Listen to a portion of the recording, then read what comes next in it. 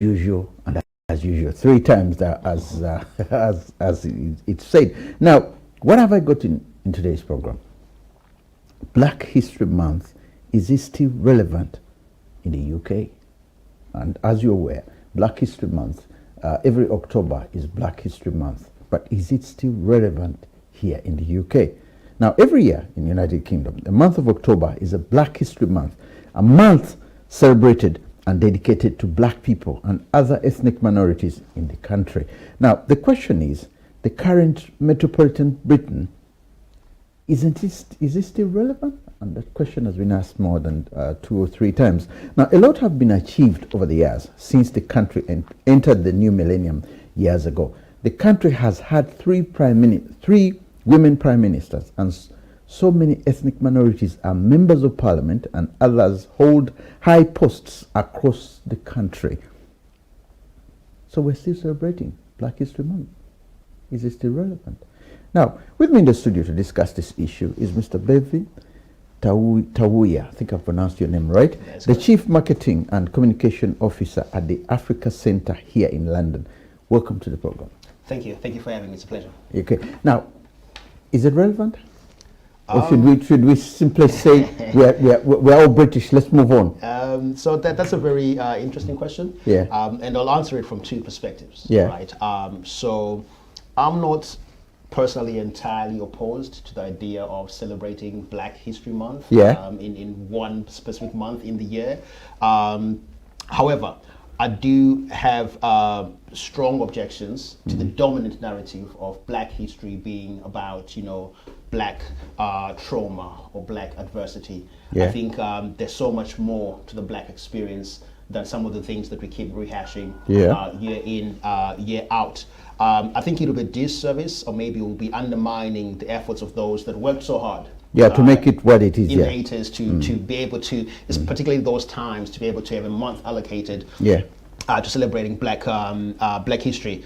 However, on a personal level, as somebody who is Black, who has a Black existence, 24 hours, 365 days a year, for me, on a personal level, I celebrate Black history, Black excellence every other day of my existence. So I think there's a place for Black History Month, particularly for those that may be outside of of that demographic, but it's not something personally that I think necessarily is of much significance to me, but I can understand the need for it. Number one, to acknowledge the efforts of those who founded Black History Month, but also maybe as an opportunity to educate those who might be outside of the Black experience around different aspects of Black culture, Black history, Black existence. Yeah, because people are looking at it from an angle where they say, you know what,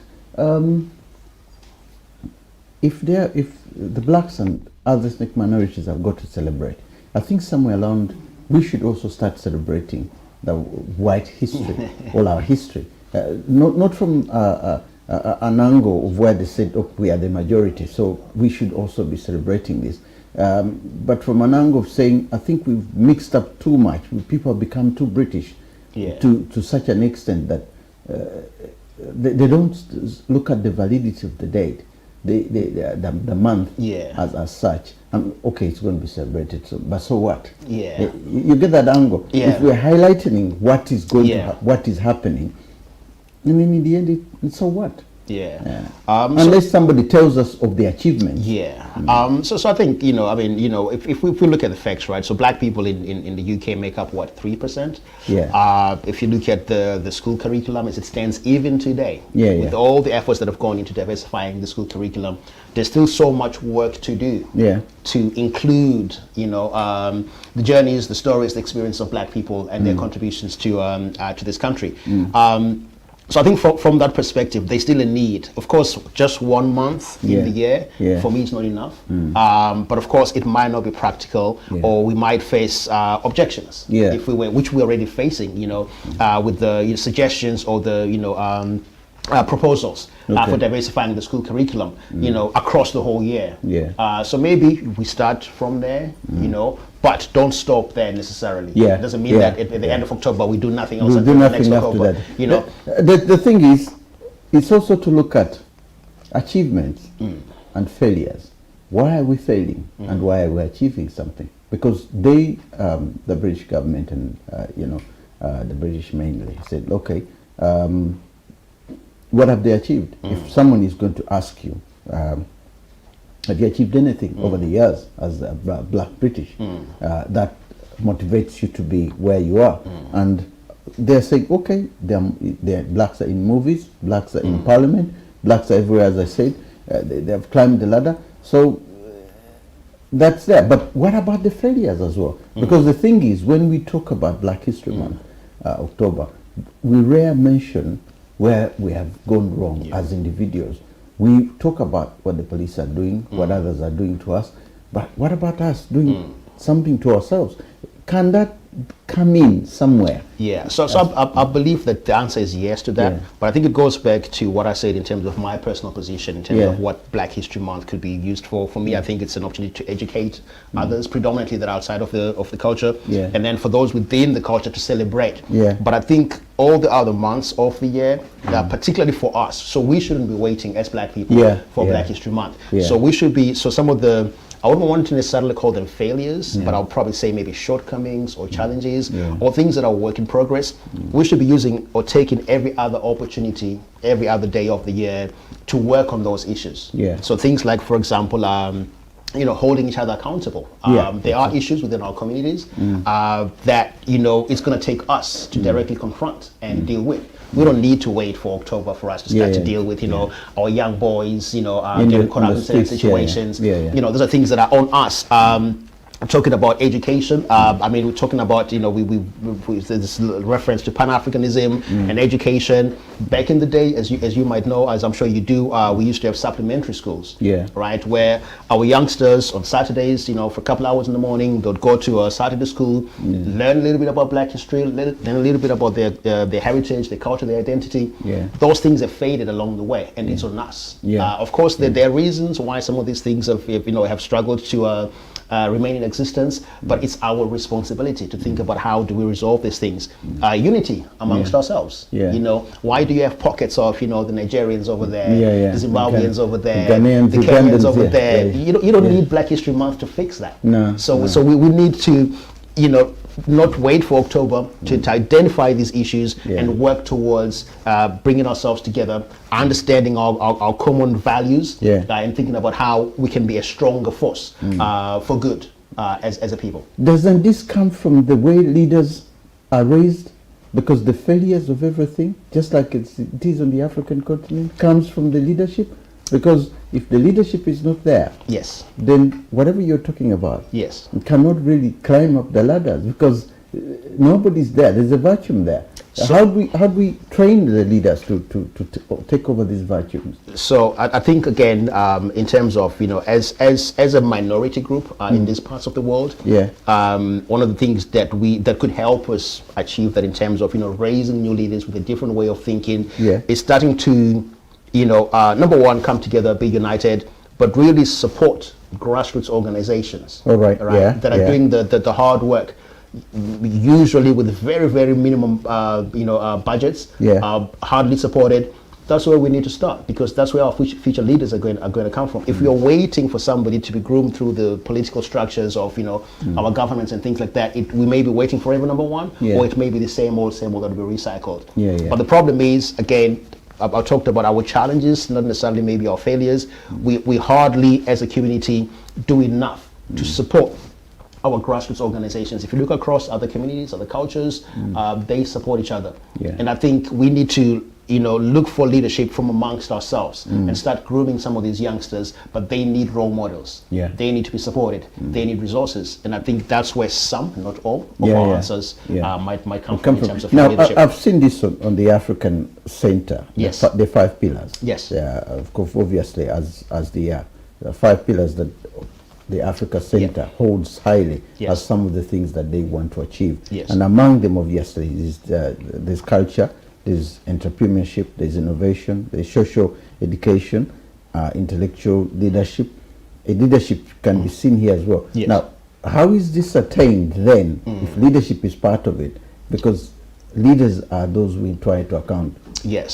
So I don't know whether you have some structure in terms of bringing this leadership, because if we create a better leadership somewhere, then we won't be having a problem. There won't be a void or a vacuum. So one of the things that we are doing at the Africa Center, and maybe that we've done much better historically, we're trying to sort of bring it back now, is really facilitate, intergenerational interactions within the space, right? So, and this could be across various sectors, so it could be in the business space, right, where we might facilitate a discussion or a conversation between a successful established business individual or a group of business people connecting with a younger group of emerging entrepreneurs, and put them in the same room and maybe have a conversation about something where they could learn from each other. We're talking again about the African or the black intelligentsia, right, or the black intellects, who we had so many of back in the day. But today it's very difficult. I mean, there are a few names here and there, people that are doing really incredible work. There are Carlos, the Kane, the Andrews, and others. But finding ways, again, to bridge the gap. And having conversations amongst these emerging great minds, young, bright minds, connecting them with maybe, the older generation, the seasoned intellectuals. And then there being a knowledge exchange, which will hopefully lead to a more robust and fully formed leadership that looks to the future, but that also has a very solid understanding of where they're coming from. So these are some of the things that we do as an organization to try and facilitate and to try and nurture and try and support what we identify as talent or its potential talent. Now, do you pick names? Because what I've tried over the years, the most difficult thing is getting Africans who have made it to come to places like this and talk about it. I tried to get Kano, the footballer. I tried to get Didier Drogba, the footballer. The top sportsmen who have got names. Because in America they're using a similar system.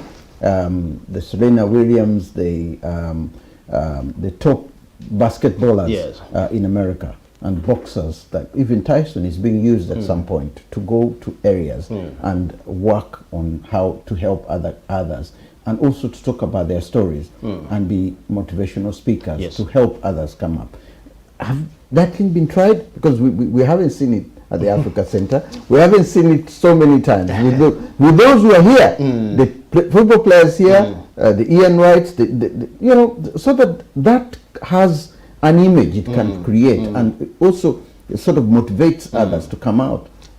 So I agree with you that's a very potentially a powerful tool that we might have as far as being able to draw some of these. Is there difficulty in getting those people? I wouldn't say there's difficulty. I think I'll probably say for the Africa Center, I think we're in a phase where we are reimagining ourselves.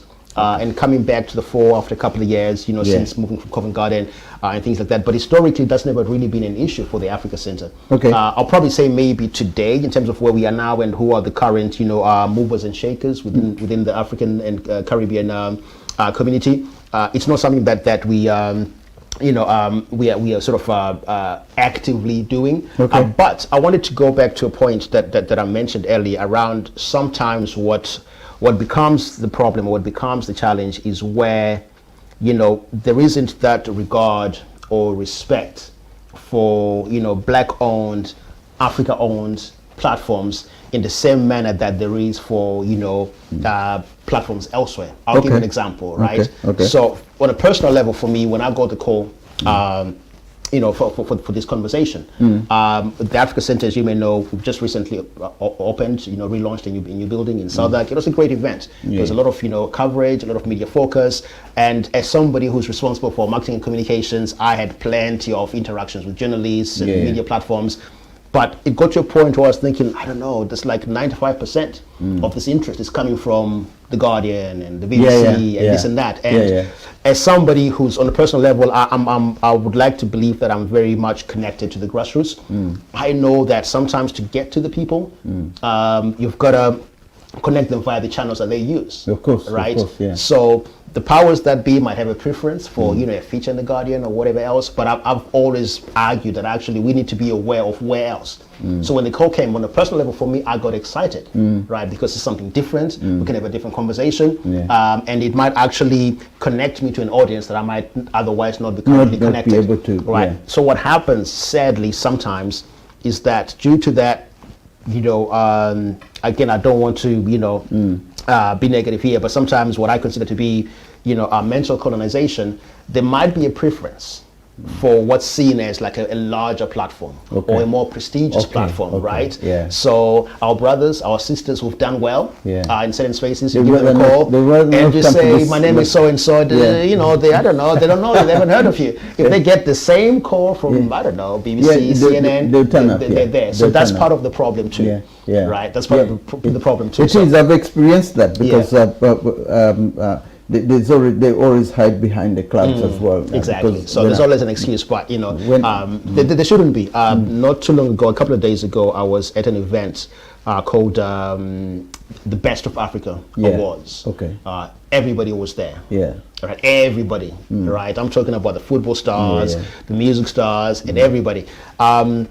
And within that space, you can see how much more accessible everybody is. But outside of that space, you might have to go through 10 people to connect to you. So it is what it is. But hopefully, as you continue to work on your platform, as we continue to work, with the Africa Center, our space, and making it something that's accessible, that's hopefully as prestigious or as credible as wherever else, then hopefully it'll be strong enough to draw people in, to pull people in without us necessarily having to beg, which I don't think we should be doing. No, we shouldn't really be doing that. We shouldn't really be doing that. Now, the Pan-Africanism, I want to draw your attention to this. Sure. Nkrumah worked so hard on this, both at home and abroad. And not only Nkrumah, others, African heads of state, the Pan-Africans, especially the generation that was there. They looked at Pan-Africanism as an issue that would unite the entire continent. Now, the failures have been, the issue is, it's not going anywhere. The current generation is moving away from it. The president's, it's easier to talk about it, and that's the end of it. They meet in conferences at the African OAU, it's no longer OAU, African Union. And they discuss it, and that's the end of it. They don't move away. They move home, and that's the end of it, because everything starts from home. Now, we have it here. Something could happen here as well, and that can start with the center and can start with the other African organizations. I don't know whether that kind of unity can happen through the Africa Center or through other African organizations, especially in a month like this one, where the focus is on Black History Month. Can that also be an issue when we are trying to get leaders? Get all the smaller organizations and sit in one place and come up with something. Can that be possible? Because you have a platform of the center. We have a platform with space, physical space. Probably one of the few remaining. Can that happen? So I think yes, it can happen, and it's not going to be easy, but it can happen because again, for different reasons, we've kind of been operating in silos, in different pockets, and things like that. It's interesting enough that you bring the issue of Pan-Africanism and questioning the relevance of it today. Not too long ago, we had a panel discussion at the Africa Center, and the topic of discussion was, is Pan-Africanism dead? Right? And and there's a reason why that kind of, 20, 30 years ago, you wouldn't even dare say something like that. You wouldn't. But today it's like, well, you speak to under 35s, they're like, what is Pan-Africanism? Exactly. So the reality, unfortunately, is that, Pan-Africanism as a concept is not, today, it's not as strong a rallying point as it was back in the day during maybe the struggle for independence on the continent. And I think what may need to happen is that Pan-Africanism might need to maybe evolve. So what's happened or not happened is that beyond the focus on the political independence of Africa, which has happened now, we really haven't sort of moved forwards enough to keep up with what are the relevant issues today. So there's a little bit taking place now in terms of which I think where the focus should be at this point in time.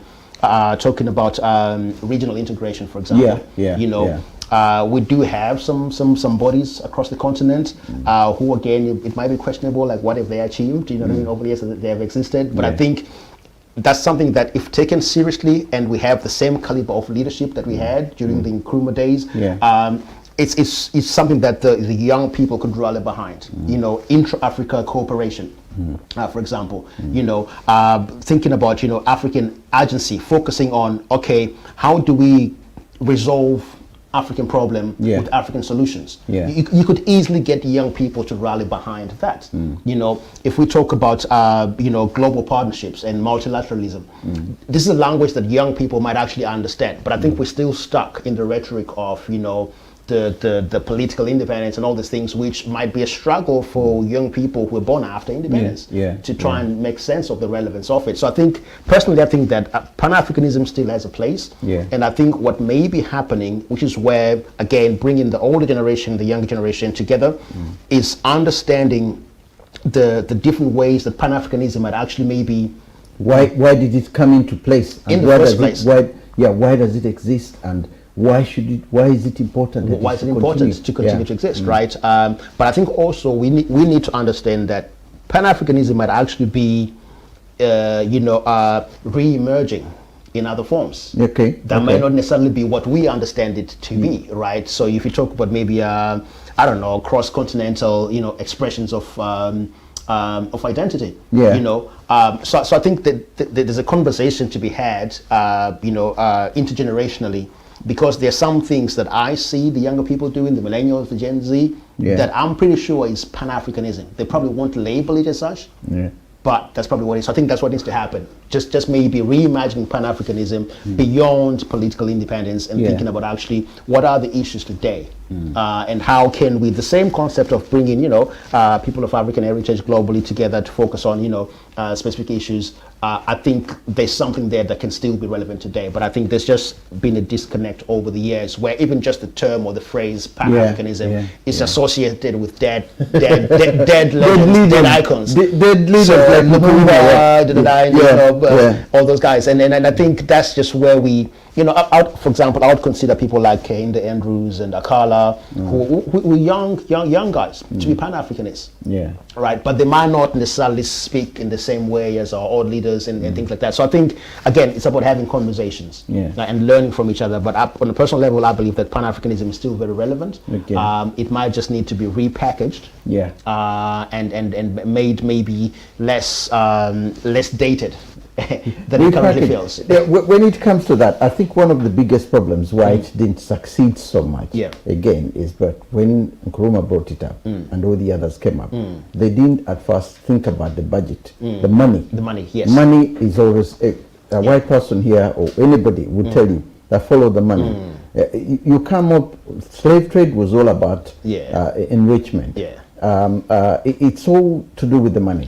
Now, if we fail to get money together to run whatever we are trying to run, we'll be going back in the same circle. Now, ideas are good on paper and they are good to be put out there, but then the ideas come with where the income is going to come from. Implementation and execution. Exactly. Now, that, I don't know whether similarly as an African, Africa Center, you think in terms of, okay, where is the money going to come from? All these ideas are good.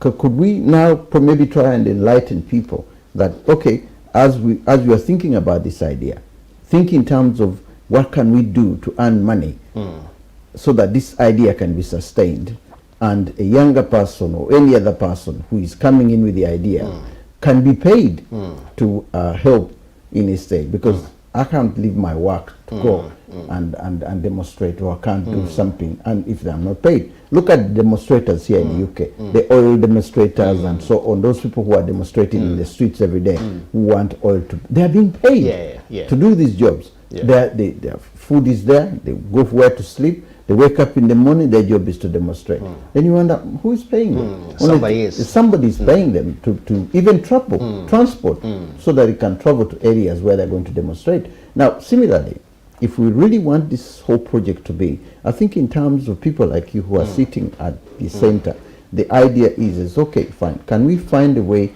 where a huge contribution is going to come from? Maybe it's coming from any of our African countries or our other African brothers who have made it, and make sure that it sustains the ideas. The movement. Is there something like that? So I think there is, but before that happens, I think there needs to be structure and organization, because otherwise there will be questions around where the money is going, who the money is going to. Sadly, unlike back in the day when we had the organizations that we had and the movements that we had, there was clarity around who is the leaders or who are the leadership. Where's the money going? How's the money being distributed? Sadly, in the current state of affairs, when it comes to us as Black people, as Africans, it's not quite clear. So I think the fundraising part is maybe the second stage, after maybe something that's properly structured. To me, I think that should have been the first stage. The first stage should have been, because if you have the money, but you've got to raise the money, right? That's what I'm saying. The first thing is think about where the money is going to come from. Now, if you have the money, then you start thinking, I think this is where it should go, and this is where it should go. Or maybe it's because we have everything. Everything is there. So maybe even before, not necessarily maybe like having a movement organization or a fully structured organization, but really having a clear cause. Right. What's the cause?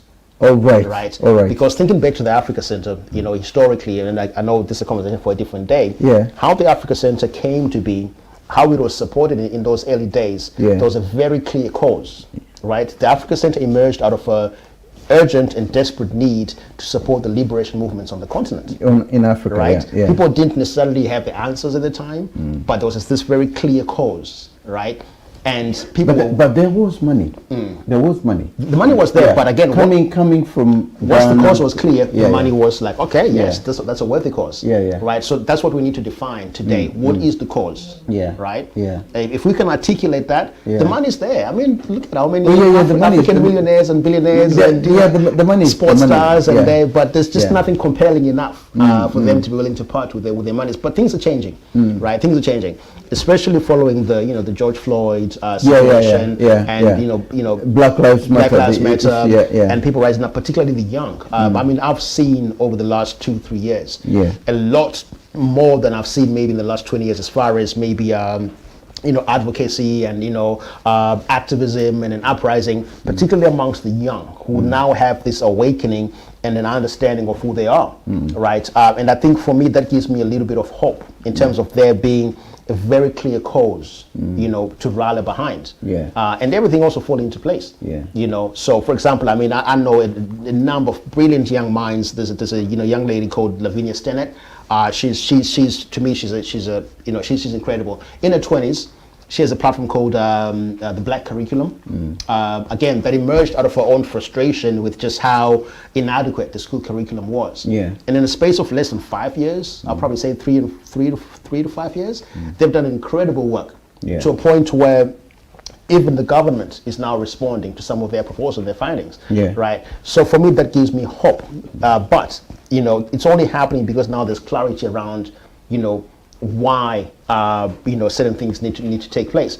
Another young man who's leading a movement called his name is Swiss, called Black Pound Day. Black Pound Day, which encourages people to spend at black black-owned companies, and things like that, right? Again, it rose or emerged out of Black Lives Matter movements and things like that. But people are responding to that, right? Because there's a cause now, right? And it's quite clear and resonates, and they're following that. So I'm seeing more of that lately than I have over the years. And I think if we continue on that trajectory, it will take us to a place where maybe a leader will emerge, or a group of leaders will emerge, and people will be willing to rally behind those leaders. Now, influence. We used to have a lot of influence. Africans in the diaspora. When you go back home, or when you ring, or whenever you do, whatever we do here in the diaspora, the others will take them straight on as an issue, and they'll work on it because of the influence we had. But we no longer have that influence anymore.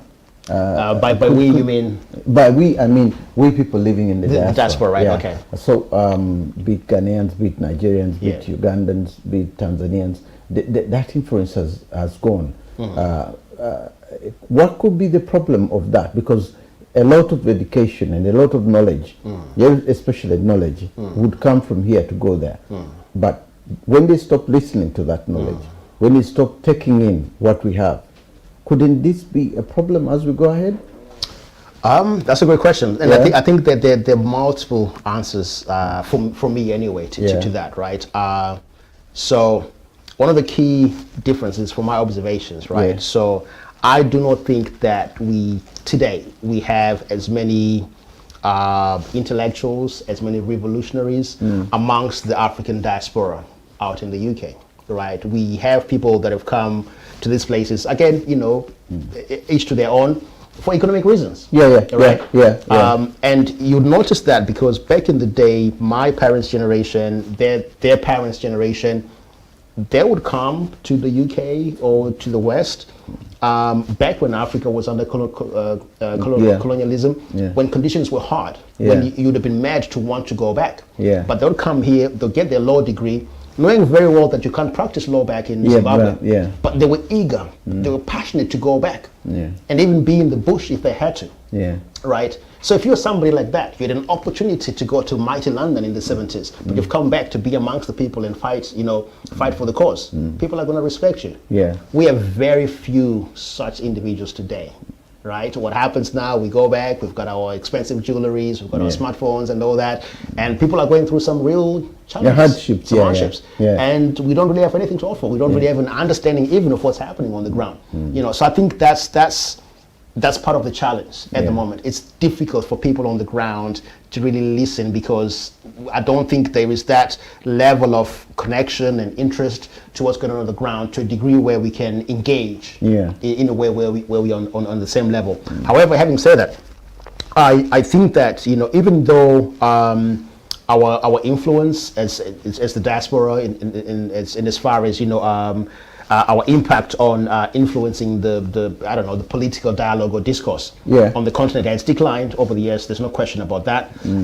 But I think if we look at the other side of the coin in terms of our influence and impact from our economic contributions, I think it's actually been hugely significant, particularly over maybe the last 10, 20 years. For example, I think the World Bank reports that as of 2019, just before the pandemic, remittance flows to sub-Saharan Africa were up to, I think, 48 billion. 48 billion. 48 billion. Right. And this surpasses, foreign direct investment, official development aid combined, and also these are the official recorded flows. So we're not talking about flows via informal channels. So, and this is from the diaspora into Africa. So I think we do have to acknowledge that that actually diaspora remittances in some countries, Nigeria, Zimbabwe, and others, are actually sustaining the economies of these countries. So we have that economic sort of clout, but not so much the political influence. Not the political influence. The issue that is really very effective, or which is no longer as effective, is what used to be the ideas. The flow of ideas could make changes. Now, the genuinely big worry now is who is taking what, and it's something that now the coming in of the Chinese in Africa is another big influence.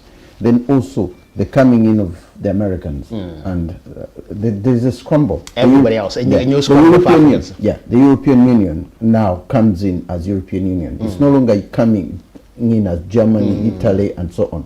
It's the EU. They come in over because they will need food, they will need minerals, they will need everything. They've seen what the Chinese are doing. The Japanese are coming. Now, that big scramble has a massive impact on where Africa is going in the next 20 to 40 years. It's an issue which is not just worrying us in the diaspora, but worrying Africans as well, in Africa itself. Because if somebody comes in from China and he buys land and is going to farm on that land, obviously, if he's going to pour money in there, you're going to listen to what he has to say because he's put money there. Or if he's looking for a mineral and he says, like what is happening in Zimbabwe at the moment, the minerals going to China are no longer going to the West. And that influence has its impact on Zimbabwe's relationship with other parts of the world, especially with the Western world. That is an issue which we look at now and say where is this taking Africa? Is there a way in which we should continue to have this influence from the West, or are we going to be heading towards the Chinese in the next 20, 30 years? Yeah? So neocolonization it's a real threat. Yeah, it is. It is a massive it's a real threat. So the British might not, might no longer have the influence that they used to have, but they've just been replaced. Yeah, by, I know. By different phases. But I think the answers to some of these things is just understanding that the strength of Africa is going to come from within. Yeah, right.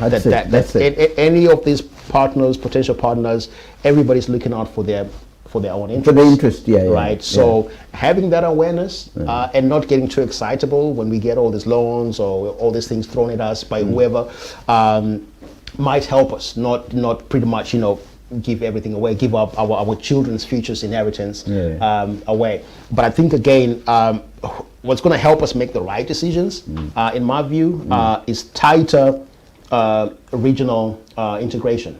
Right, that intra-Africa cooperation that I talked about earlier, where before I think about I don't know, giving a tender or a contract to a Russian company, but even those regional integration, the ECOWAS and the one from the East Africa, they are good in a certain way, but then they're not carrying that influence to the various areas where their influence again is on themselves, on individual countries.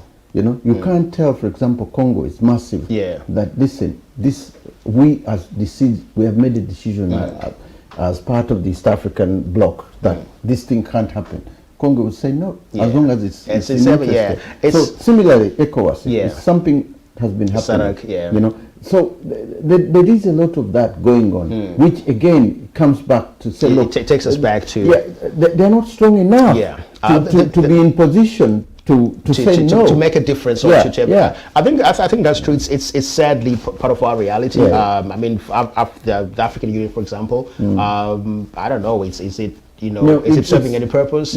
If you look at all the issues happening across the continent, all the coups, all the things that are happening, it goes back to money. Because if you have the money, maybe you can have a massive impact. The Americans have a massive impact. The Chinese have come in. They're not coming in but they have the money. They're giving you the loans. So they have that voice because they're giving you the loans. But when you look at a combined African states of about 54 countries, then you combine and you say, hang on a minute, we can all say together, say, listen, we've got loans with you. We can't pay you. So we're not paying you. And you're going to listen because they've come in as a group.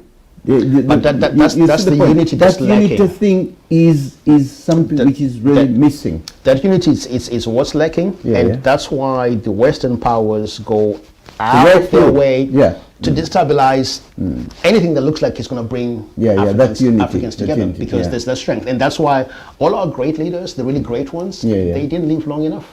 Right? Anybody who had an idea to bring Africans together, sadly it didn't, they didn't last. But that's where the answer is. That unity, speaking with one voice, coming together and confronting our challenges as one. We keep going back to cycles, but it goes back to education, I guess, the issue, and it goes back, as we're saying, to Black History Month. These are issues that needed to be highlighted with the Black History Month, and in positions that you're in. It's a question of saying, okay, during this Black History Month, maybe if we do A, B, C, D, because the structures that we have in education are not in our interest, are in the interest of someone else. Of course, so that is one thing that has to be sorted out. You said, look, you have to influence others. If you have to influence others, this is how you have to do it. And this is why I'm saying, look, when I look at people like you, in the position you're in, you have a platform that can easily influence. It's how you use it. I totally take that on board, and I think you're right. So it's thinking about the strengths that we have as an institution, and leveraging that strengths, those connections, those relationships towards a common goal. Of developing future leaders. I would say whatever needs to be done, and the Africa Center has a role to play in bringing back supplementary schools. Supplementary schools were Black owned, Black led. And it was for a reason. And it's also for a reason that majority of them no longer exist. Yeah. Right? You know, if you've read, you know, or listened to Akala, you know, he is who he is today because of the education that he got outside of the school system back in the day. So effective were these schools, were these spaces, that they pretty much birthed many of our young sort of up-and-coming leaders today. But a lot of these schools are gone and dead, right? So it's if we're talking about education and where the money might need to go, I would start there. Okay. Right. I would start there and start really at a young age. I was watching a clip, a TikTok clip by this young man, probably in his 20s. He was in Brixton. He was speaking to other young people, right, saying, "Oh, it's Black History Month. Tell me what you know about Black history." Asking these 15, 16-year-olds. They knew nothing. They knew nothing. Right? And so that's what will happen if we continue to send them into the school system that we all know is not designed to benefit them. Right? So for me, part of the answers to some of these things is getting to a place, and it's starting to happen, but at a very low level, where we create our own spaces. Where we create our own platforms. Where we stop relying too much. Because whatever is handed down to us, you can trust me that it's never meant to be handed down to you. You know, to free you, to emancipate you. It's just to temporarily satisfy you. So we need to have the confidence to start to build our own. So like I said earlier, I went to an awards show, Best of Africa. Again, it's, you know, excellent Black men and women behind it, and so we don't need anybody else to recognize us. But it's that change in our mindset. It's in the mind. It's in the mind, right? Where TV channels, you've got your own platform. That's what you need to do, right? I don't need to beg CNN to give me an interview. We can sit there, we can talk. We can talk freely. So it's that mind, but it's a mindset, you see. So decolonizing the mind still needs to happen out here in the diaspora as well as on the continent. I was reading a report earlier that was put together by the Ichikovitz Foundation, they're based in South Africa. It's called the African Youth Survey. So they did one in 2020, then they did one again this year. So in 2020, so they surveyed a group of young people, I think 18 to 25, across a number of across a number of African countries, just getting insights into the thinking and the dominant, you know, thinking and all that. So the initial report in 2020 was all about, you know, Afro optimism, optimism, right? But the one in 2022, not so much, right? All the young people, not all, but majority of the young people on the continent, they can't wait to leave. They can't wait to leave the continent. They can't wait to leave the continent, right? You know, so if everybody leaves, who's left? Who's left to implement all these things we're talking about, right? Italy had something similar, almost 10 years ago. Italy had something similar with their schools. Every young person who was educated in Italy at the time, as soon as they qualify from the universities, they go straight to America and get their and they get jobs in America and, you know, or go in other Western, because at the time there wasn't any law preventing them from going. Now the Italians had to come up with something because their population, their young population, 1 in 10, I should say 8 or 9 in 10 were all working abroad. They all didn't want to come back. And it was the foreigners, the Africans and the others who are coming from there to come and work in Italy. So they had to come up with something to solve the problem. When you've been educated in Italy, now you have to work in Italy for almost a year or so before you even allowed to go, and you are supposed to. So that's what needs to happen on the continent, because otherwise the brain drain, we're losing the best of our young minds to you know, to here and other places. You know, so do we want to forever rely on, you know, remittances for the future, or would we rather invest in our young people, empower them to come up with solutions to our problems locally? It's probably cheaper that way than having to, you know, I don't know, you know, get the Chinese or other people to come in and solve things that otherwise, you know, we could do ourselves. So I think for me, that's where it starts. I think our governments, all these various governments across the continent, need to think about how to attract the diaspora to invest back on the continent. There needs to be incentives. Right now, if I'm thinking about, you know, investing back in Zimbabwe, I have to think twice. You know, and I shouldn't be excited about that, you know, but I have to think twice about the security of whatever it is I might be putting my money into. If they give you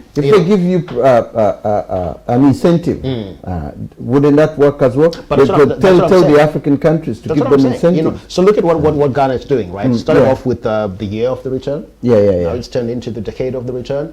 So they've had to come up with a policy to attract not just Ghanaians, but just Africans. But those who go back mainly in Ghana are not Ghanaians. They're African Americans. Yeah, so it's African Americans, it's Caribbeans, it's everybody else. Caribbeans and so on. It's not Ghanaians. So that's something else as well. Yeah. But if we're talking about Pan-Africanism, does it matter? No, soon the African Americans will take over Ghana. I wouldn't be surprised if Ghana is ruled by someone else. But these are the things that I think we need to start pushing more for, and just thinking about how we empower ourselves. Stop looking to somebody else from somewhere else to come and rescue you. We need to be our own saviors, and I think it's doable. But I think we need to come together. How do you see the future of the Africa Center, if I'm to go back to the center? Sure. Because when we're looking at the center now, it's like one of those organizations that have contributed quite a lot to the Africans here in the diaspora, and also to look at what it used to be, but the attraction that it used to have, especially in the last square, and the attraction it has now. There's a lot of marketing that needs to be done, because when you ask somebody, what Africa Center, what do you mean? Where is that? And so on. All these cultural backgrounds, all the African organizations, the Ghanaian groups, the Nigerian groups of dancers and all that. There should be something that creates that harmony of being there. There's a radio station there, and there is something which is not right.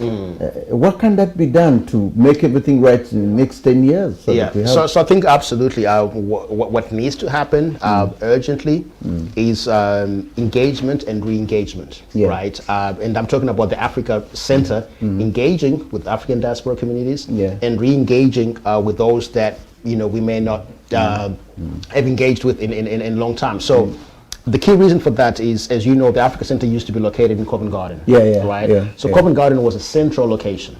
Right? So everybody was coming from everywhere to the Africa Center. So you could be from North London, South London, even outside of London, just central London, and you make your way to the Africa Center. We've moved away now from that strategic location to Southwark, right? Which is a little bit out of the way, south of the river. And we are bang in the middle of a community, right? So Southwark, as you may already know, is a borough with the highest concentration of people from African and Caribbean backgrounds, right? So whereas back in the day, the Africa Center would just be where it was, people would just come there. Now we need to come. It was never meant for us then. It was meant for someone else to come in and be part of it. So now what we need to do is get off our chairs, come out of the building, connect with the local schools, with the local faith groups, with the local, Peckham is called Little Lagos up the road. So I think for the future of the Africa Center it really relies heavily on our engagement and outreach efforts now to really connect and make people feel that the Africa Center is truly a home away from home. Is truly a space that they belong to as well. So that's part of what myself and others are actively working on now. Independence.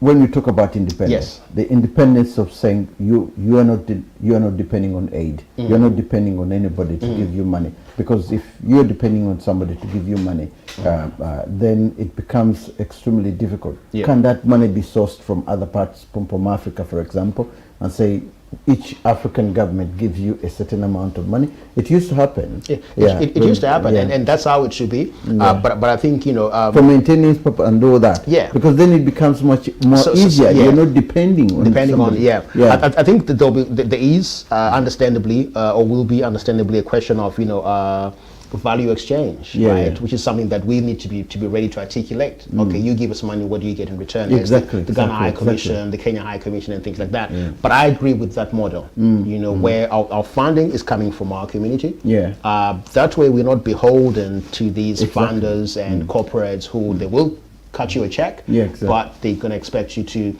something in return. And along the way, sometimes for organizations like us, that's how you end up compromising the essence of who you are, because you're trying to satisfy someone else, wherever the money's come from. So I totally agree with the model of the money coming from within our community, but I think we need to have a value proposition that makes sense to those communities for them to feel like they can invest in or they can buy into the vision of this new iteration of the Africa Center, and that's something that we are working on. How about something else, which we rarely talk about, but which is something which is I've seen as part of the influence that might be might help in one way.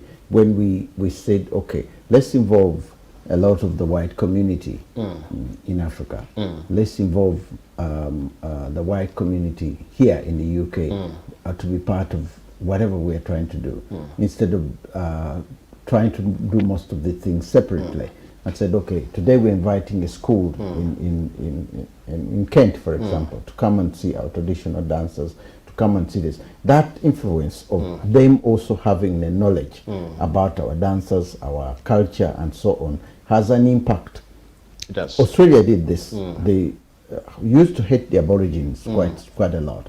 But one of the prime ministers came up with the idea that if more and more people go and see how the Aborigines used to live, these are indigenous people in Australia, let's build a center for them. Let's build this so that the more Australians go to learn who they are and what they are, the more it has opened them up to say, hang on a minute, these people are our citizens as well. They were here before us. So let's treat them well. Let's make sure that they have the education, they have the, but that comes about because of the influence that that particular prime minister had done at the time. Even in New Zealand, the Samoas and so all those islands, they've got people who are different from Papua New Guinea, but the way they approach them now has helped them quite a lot because the education was moved away from their system and taken directly to them. Now, can Africa do that? And we move schools that are predominantly black to the centers, or even the center do something that takes them directly to Oxford University or any of these major areas to open up. Yeah, no, absolutely. Is that idea there? Yeah, I don't know whether it is actually, and it's something that we actually, well, we've done in the past, but we're also doing now. So number one, I wanted to go to a point that you made earlier around allyship, so that we're not operating in in silos or trying to do everything by ourselves. I think allyship is always going to be important. And I'm talking about, aligning ourselves with people who might not be of African heritage, but who, understand or, are sympathetic to the cause. I think our success is going to depend on that. I mean, even if you look at the Africa Center, its founding was based on the passion of somebody who wasn't African. I know. I was going to say that. Margaret Finney, right? So that's always going to be a key part of our survival, especially as I spoke earlier about how we're only 3% of the population. There's only so much we can accomplish by ourselves. But in terms of maybe opening up or exposing the culture to again other communities and things like that, and that being the pathway to them better understanding who we are and what to do. Absolutely. So at the Africa Center, for example, we have a program called Education Through Culture, where essentially the Africa Center goes into schools, secondary schools, and delivers cultural workshops that teach about Africa in an interactive, fun way to young people. So it might be music, drama, poetry, but in the process they'll learn about Zimbabwe, they'll learn about Uganda, they'll learn about Tanzania. Could that be the spearheading for the Black History Month as well, instead of simply holding events and so on, so that there are Black History events that are moving away from the African community? I know how Ugandan dancers are. I know how Kenyan and Ghanaian dancers dance. So I could want, but somebody from Kent, somebody from Devon, who has never been to Africa, somebody from all the other, Scotland, those parts of the. So that's actually part of the answer. Yeah, because if we do that and say, okay, we'll be every Black History Month, we do that, and we travel to these schools and we do that. That could be an impact, but it has to come from, again, people like you. So that could work. I mean, we had a school from Devon. You mentioned Devon. They came all the way from Devon. They'd read about the Africa Center. It's reopening, all the things we're doing, and they came. So they came. We had, they had food from a Pan-African restaurant, food that they'd never tasted before, but it was a first-time experience. We had a cultural workshop with an Ethiopian band. They were playing Tizita music and things like that. And the feedback from that is that this has been one of the most incredible experiences that they've ever had, because it's something new, something different. So absolutely. I think as a place called the Africa Center, we should be a place where anybody that comes into contact with this space, whether physically or any other way, goes away having taken something that changes their lives altogether. A different understanding, a renewed appreciation of African culture, African heritage, African identity. And the more we do that, the more we get other people that may be outside of our circles to buy into what we're doing, to support what we're doing, and hopefully to rally behind the various causes that we might have. African heads of state, African heads of state, African governments. Yes. When say for example, letters are written, and I said, okay, we're celebrating this month, every October. Yes. This is what we have in mind. It's all a question of finding out not just their contribution, but contribution in terms of ideas, because everything comes with an idea before anything happens. Now you have the whole year. Now a month of October comes around, and you say, we've done this, we want A, B, C, D. And part of that could also be the Black History Month, having maybe black kids traveling to Africa to have a look at what's going on there. I don't know whether that idea there's that idea, thinking beyond the UK.